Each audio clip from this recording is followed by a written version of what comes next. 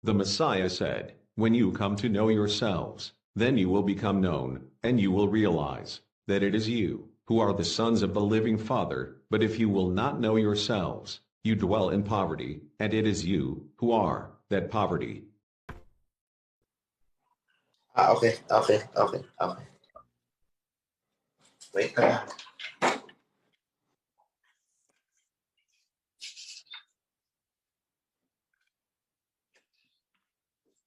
Happy Sabbath mga kapatid. Napakaganda ng topic ngayon. It's about obedience.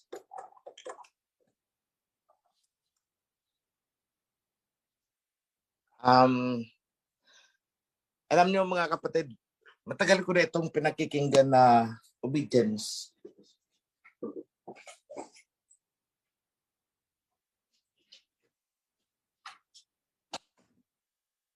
So much has been said about this topic. From the priesthood. Pero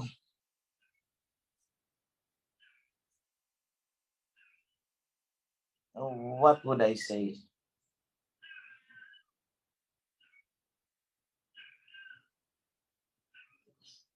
Rather the question na gusto kong itanong, how to be obedient. Madali kasi sabihin, maging obedient, maging committed, maging loyal. Pero the next question is, how? Paano?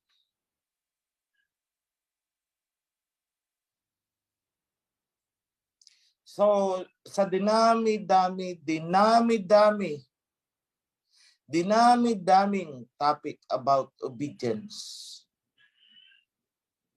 Walang sinumang nagtalakay upang sagutin ang tanong na paano ba maging obedient?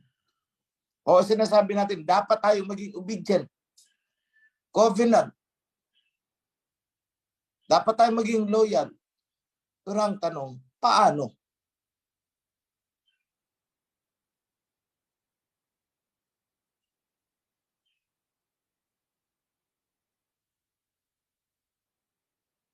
Hangga't hindi nagiging klarado sa puso at isipan ng mga tao kung paano maging masunurin. Paano maging tapat. At hangga't hindi nasasagot yung bakit kailangang maging masunurin at bakit kailangang maging tapat, magiging walang saysay kapag hindi nasasagot ang dalawang yan. Walang saysay ang mga paulit-ulit na mga litanya tungkol sa obedience and loyalty. I tell you, and I address this question especially to the priesthood and to the officers. Palagi kong naririnig sa inyo ang obedience as you admonish and rebuke the kawan. Palagi kong naririnig yan sa inyong loyalty. Pero ang tanong ko sa inyo, paano maging obedient? Pakitanong yan sa sarili ninyo, mga priest at mga officers. At pagkatapos yung masagot sa inyong sarili yung paano maging obedient, paano ba gagawing maging masunurin ang inyong sarili? Ang sunod niyong sasagutin ay bakit kailangan gawin yun?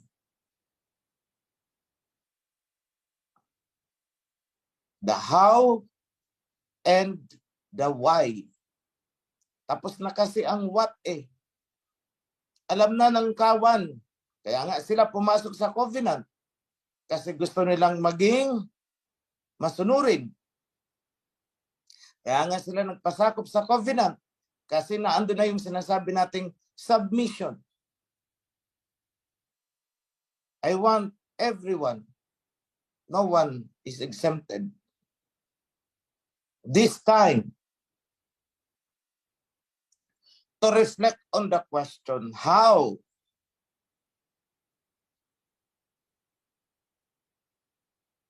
Alam na natin what is obedience eh. Alam na natin yung what is loyalty. Alam na natin yun. Alam. Pero paano gagawin?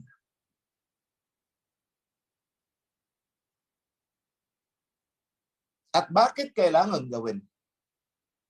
Those two questions ang hindi ko pa naririnig na maituro ng priesthood. Maybe nababanggit pero hindi nabibigyan ng diin. And I want to see the implementation starting from the priesthood themselves. As an example, bilang halimbawa, do not create the impression that I am castigating the priesthood. No. Ang sinasabi ko lamang is the priesthood should give emphasis.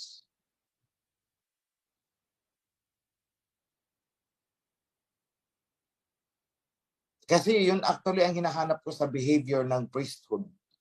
Yun ang hinahanap ko sa behavior ng mga leaders. Yun ang hinahanap kong behavior sa mga CC, mga ACC. Paano nga ba maging obedient?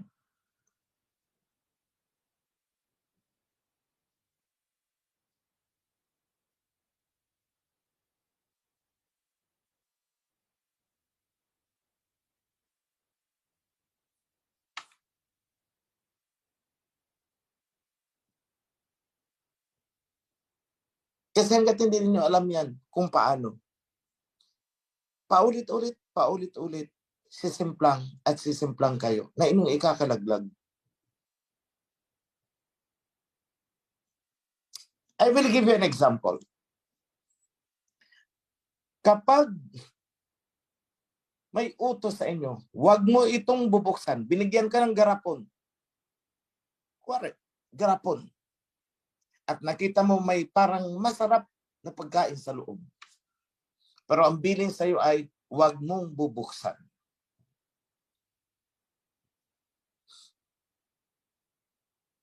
Ang iba, bubuksan yan. So there is now the violation. Sinabi ng huwag bubuksan eh. At rarason. Hindi ko naman kakainin eh. Obedient ako. May loyalty ako. Hindi ko naman kakainin eh. Aamuin ko lang naman eh. Pero, knock-out ka doon sa huwag bubuksan. Regardless of your personal reason, ang instruction is huwag mong bubuksan, kahit ano pa ang rason mo. That is how to be obedient. In short, presence of mind.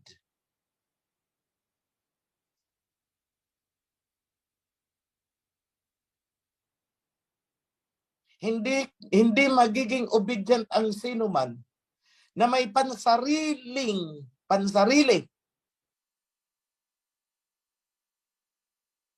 May pansariling nais. Sinabi ng wag mong bubuksan yan. Pero dahil sa pansarili niyang nais, binuksan niya. Inunahan niya ang instruction. Kaya hindi yan pinabubuksan kasi ayaw ipakain. Yun ang akala mo. Kaya naging self-righteous ka. Binuksan mo. Kasi ang rason mo, di ko naman kakainin eh, aamuyin ko lang.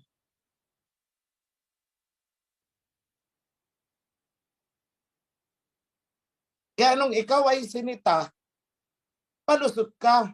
Hindi ko naman kinain eh, inamoy ko lang.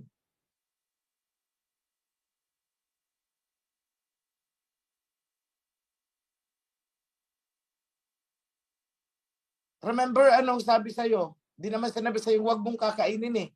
Ang sinabi sa'yo is huwag mong kakainin, huwag mong bubuksan. Hindi sinabing huwag mong kakainin. Ang sinabi ay, huwag mong bubuksan. Kaya hindi ka pwedeng magrason bandang huli na hindi ko naman kinain eh. Binuksan mo.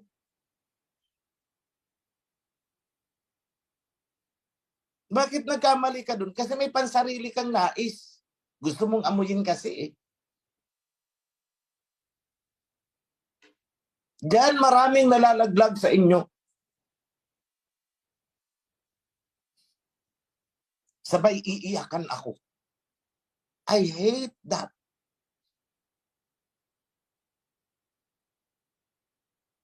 Presence of mind. Napakasimple ng mga instructions na mga ibinibigay. Napakasimple. Hindi komplikado. Kaya lang nagiging komplikado kasi pinapasukan ng sariling kuro-kuro yung instruction.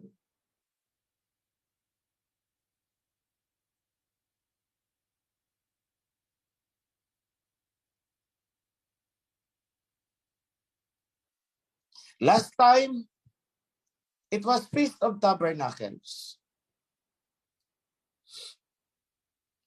Ako at saka si Prime Senen, pinagkaisahan namin ang isang topic na dapat i-include, ituro din. Yung tamang pananamit. Kailangang maintindihan ng mga tao, ganito pala. Kailangang turuan ang mga tao kung paano ipapaliwanag pag may nagtanong sa kanila na kayo ba'y mga Muslim? Dahil ganyan ang inyong kasuotan. So the instruction was, turuan sila kung paano sumagot.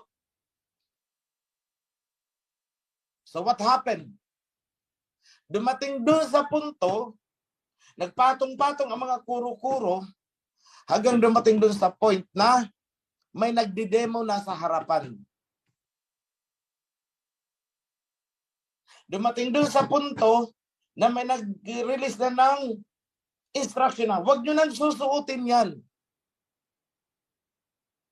Ganito na ang susuotin, dapat ganito. Wala naman akong utos na ganun eh.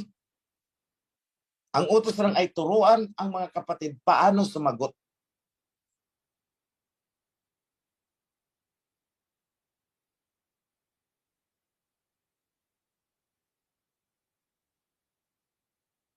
Presence of mind.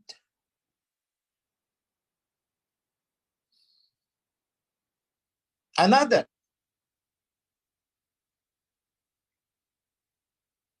Meron akong instruction na ipinarelease. Paano ang flow, ang galaw ng tao during the Feast of Tabernacles, yung last day.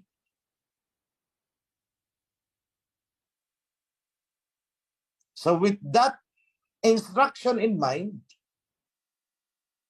bumaba ako, not the usual way, doon ako sa likod dumaan. At pagdating doon sa area kung saan ko dapat i-bless ang mga tao, wala doon ang mga tao.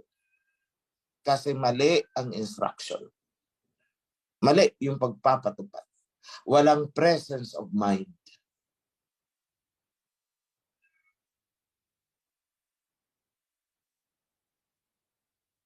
I gave an instruction. Walang itatayo na HOP na hindi ko alam. May nagtayo ng HOP. Hindi ko alam. Walang nakakaalam sa taas. At ang rason, isusurpresa daw sa akin. See, you have your own reasons.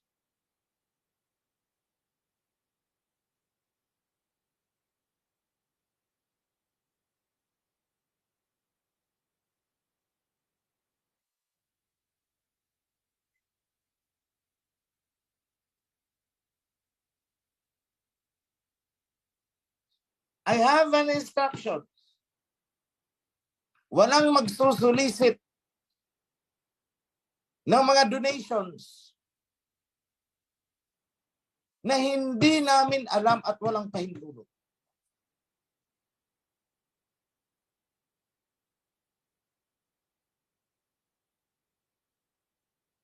Nilabag. Ang rason? Kasi para naman sa HOP eh. See? You have your own reason.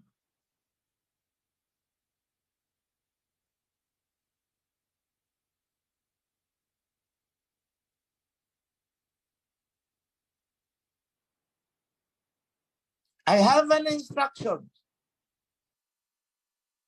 Kung saan kayo pinakamalapit na catchment during clustering, doon kayo magre-report.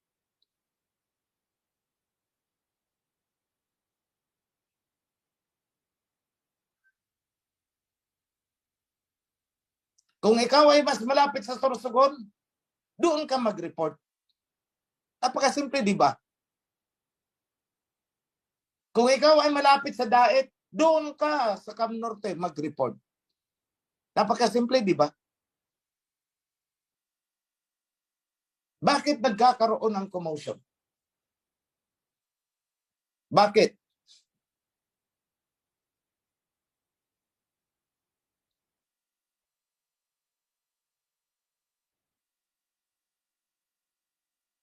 Kasi ginagawa niyong komplikado ang instruction. Kayong mga nagpapatupad ng instructions.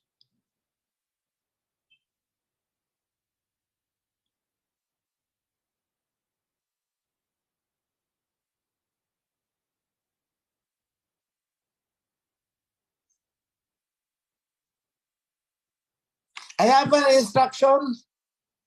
Ang envelope na yan ay ipagkakatiwala sa iyo. May laman na sensitive files.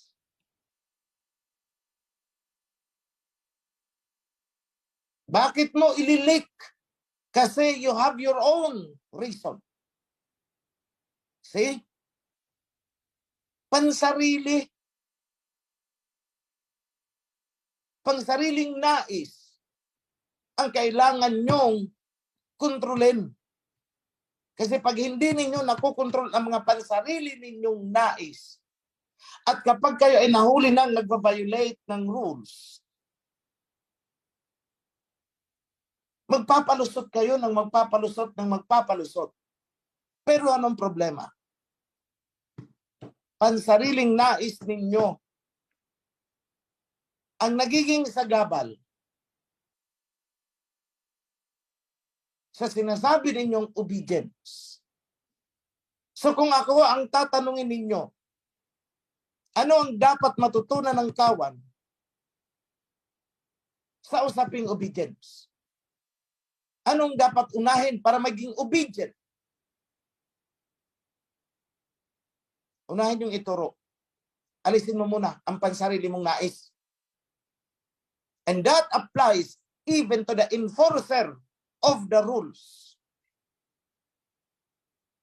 Mahirap kasi kung ikaw leader, kung ikaw ay sisi, kung ikaw ay priest, na may pansarili kang nais.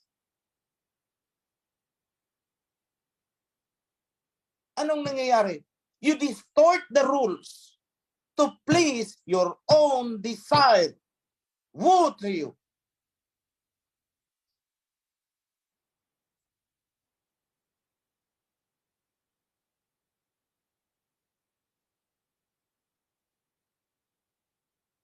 Sa modern day politics, ang tawag dyan is vested interest.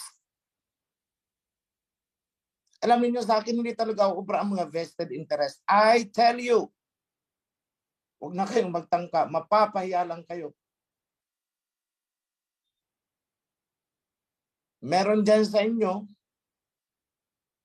na namumuro na talaga. I rebuke you in secrecy to protect you. One more.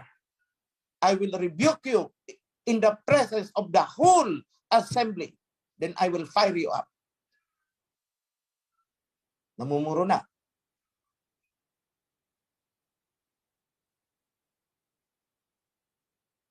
I hate to do this. I'm not happy to do this.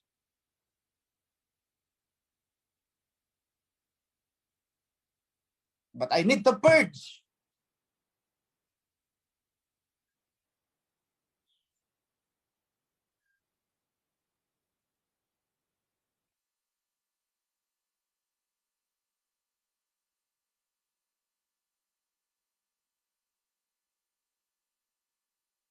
Local elections.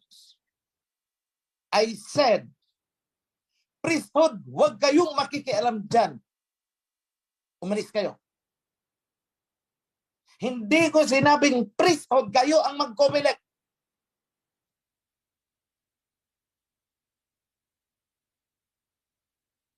Hindi ko sinabing priesthood, kayo ang mag-poll watcher.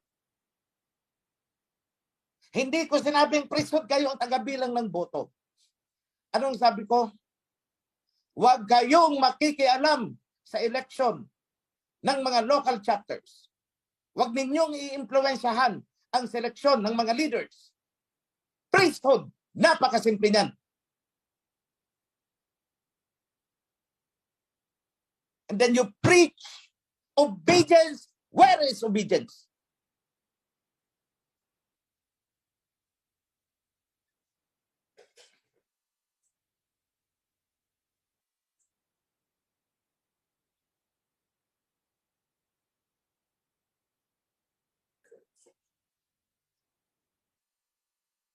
I have an instruction.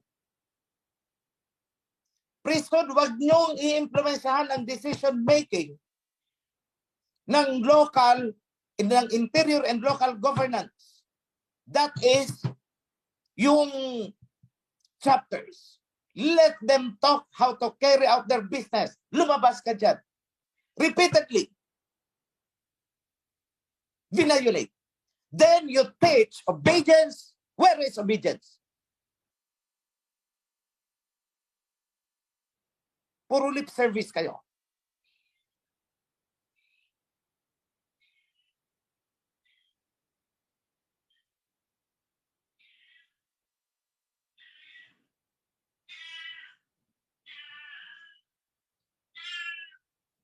I don't want to keep this internal.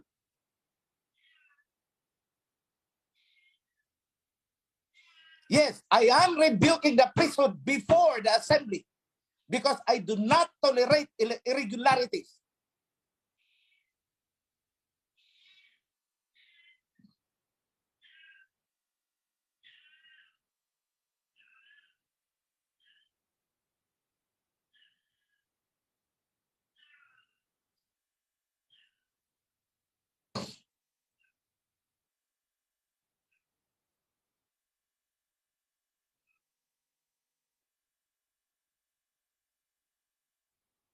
Lahat kayo. You teach obedience.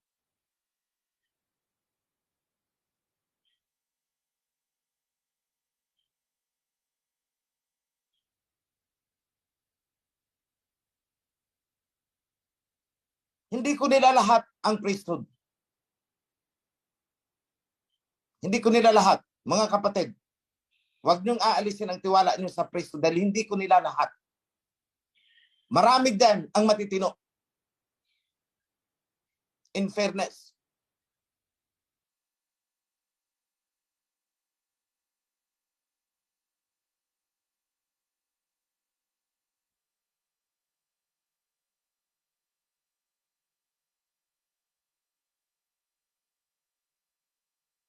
I have an instruction. Alagaan ninyo priesthood.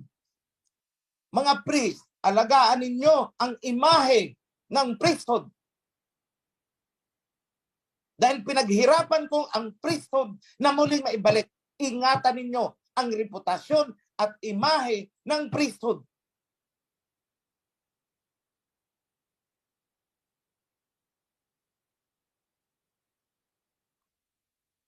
Ano ba yung mga nasa ulo ninyo? Di ba holy unto Yahweh? Hindi ba? Bakit may isang priest na nagsasalita na kinaiinggitan daw siya ng ibang mga priest?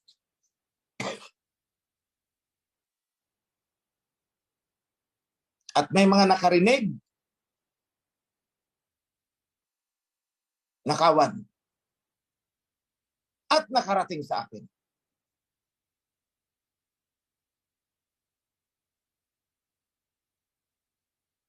Ganyan ba ang pangangalaga ninyo sa imahe ng priesthood? Anong lumabas na reaction? May inggitan din pala sa loob ng priesthood.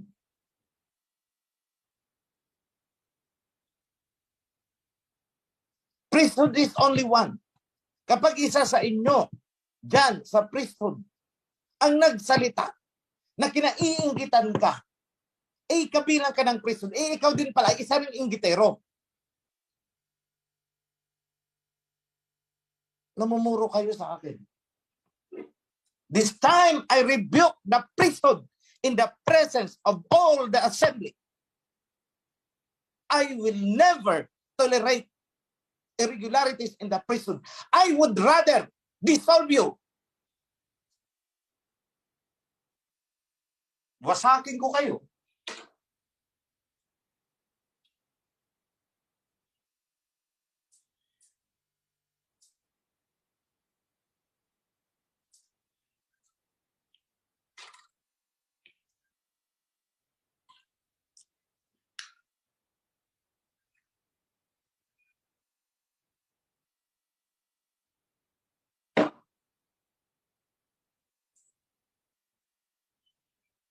And I will never cover up any priest na gagawa ng hindi maganda. Wawasakin kita.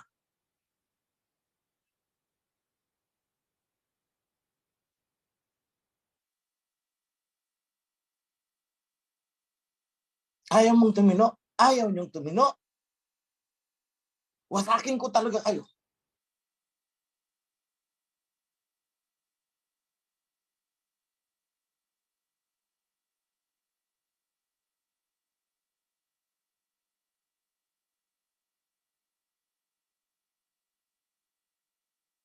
Pasensya na, kawan. I should be delivering a very nice message today.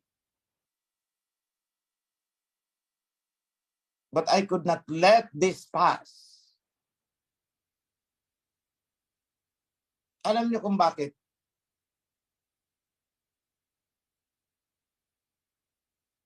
While I rebuke the priesthood, I am saving them from abomination.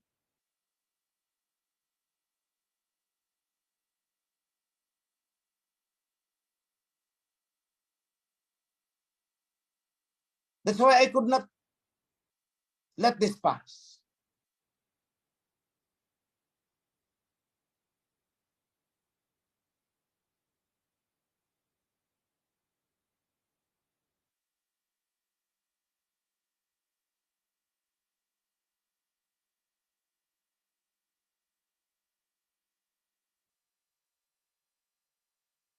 Kasi kung bulok ang priesthood, mabubulok ang kawan.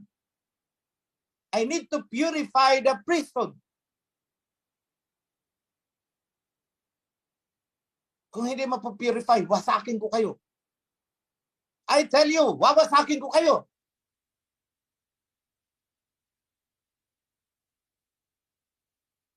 Don't challenge me, napatunayan yan. I can do that. Kung paano ko kayo ni-revive, I will reduce you to dust. You will be nothing. I tell you.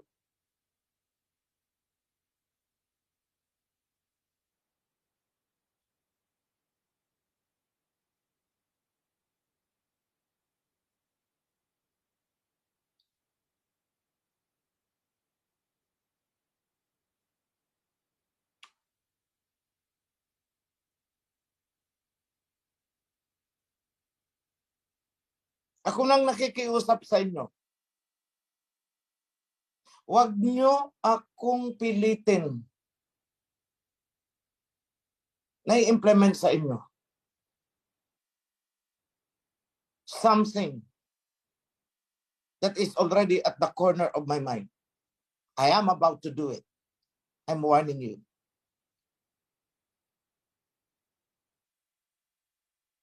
Huwag tayong magpatamisan ng mga message. Of course, I'm not referring to priesthood. I'm referring to everyone, all priesthood. Huwag tayong magpatamisan. Huwag tayong magpagandahan ng mga sermon dyan. All of those will be hypocrisy. And I will not tolerate that. That is not the kind of priesthood I desire.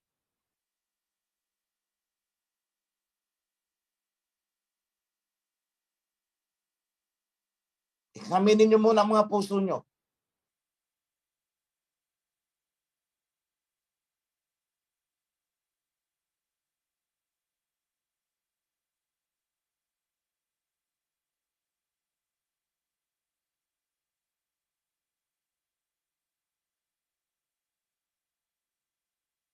Hindi ba't pinaalalahanan ko kayo?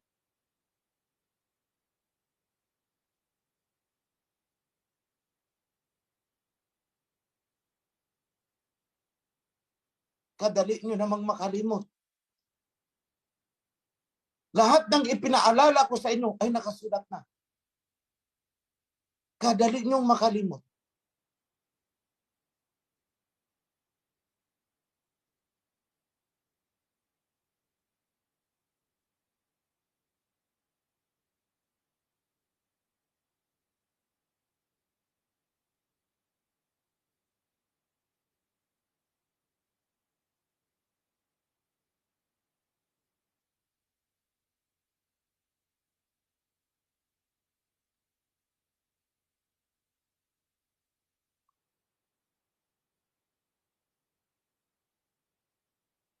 The blessings to the kawan should flow through the priesthood.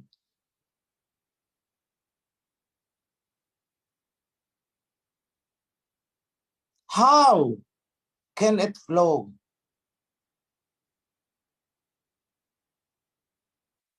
Through a priesthood that is distorted, impure. How? Paano?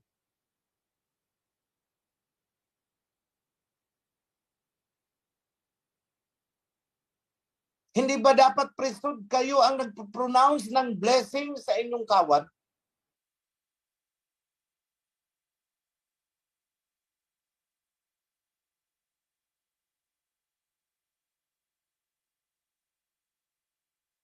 When was the last time na binasbasan nyo ang kawan? Invoking the name of Abayahawa. When was the last time?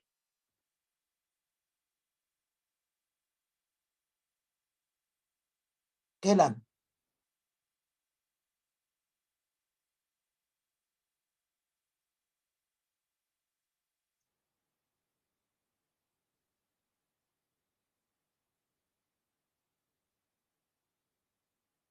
Tungkulin ba ng isang priest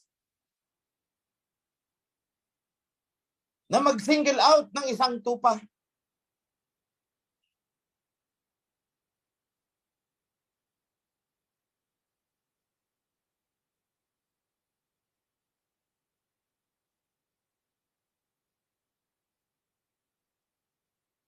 Tama ba na i-single out mo ang isang tupa at ikaw may isang grupong inaalagaan?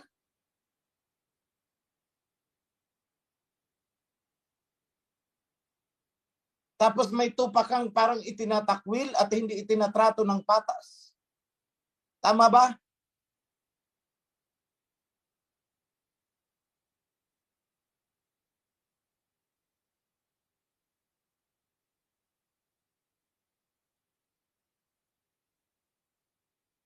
Tama ba na pagtulong-tulungan nyo ang isang kawan, ang isang miyembro ng kawan, to the point na nakikiusap na sa inyo, napakasay atakihin na? Tama ba, priesthood?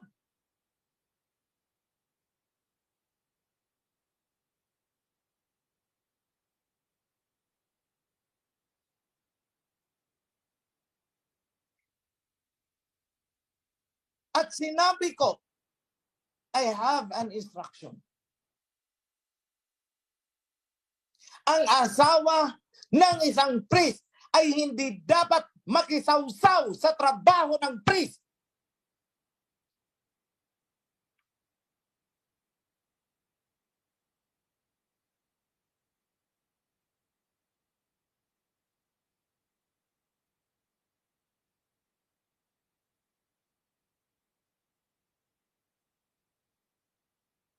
Hindi na nga tama ang ginagawa ng priest.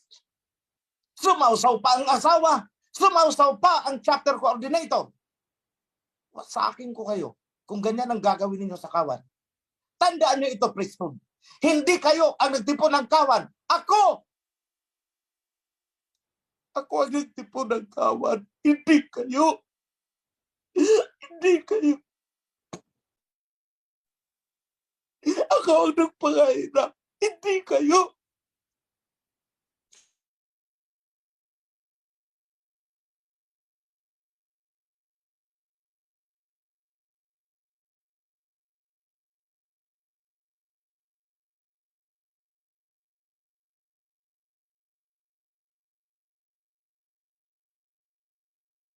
Dumating kayo mga priest. Andiyan na ang kawan. Pinaalagaan ko sa inyo. Bakit ganyan ang ginagawa nyo?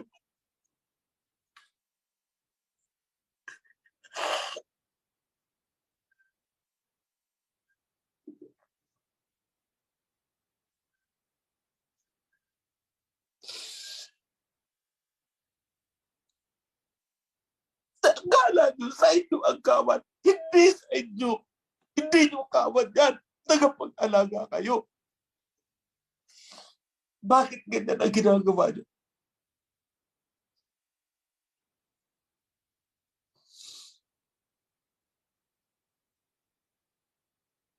Nasaan kayo?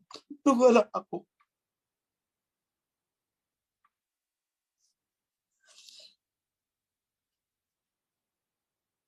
Pinaalalahanan ko kayong priesthood.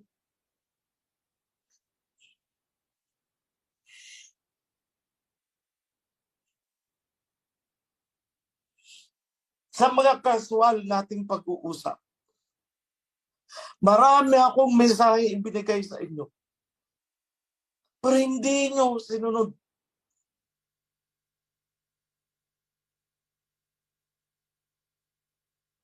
Tinutulak ninyo ako doon. Pababa, pababa, pababa.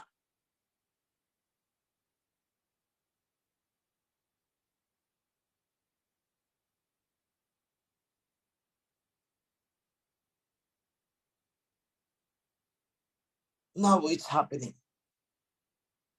Basahin nyo. I will smear you with the dung of the cow. That is not what I am doing at you, priesthood. Ang kasunod, wawasakin ko kayo. I tell you.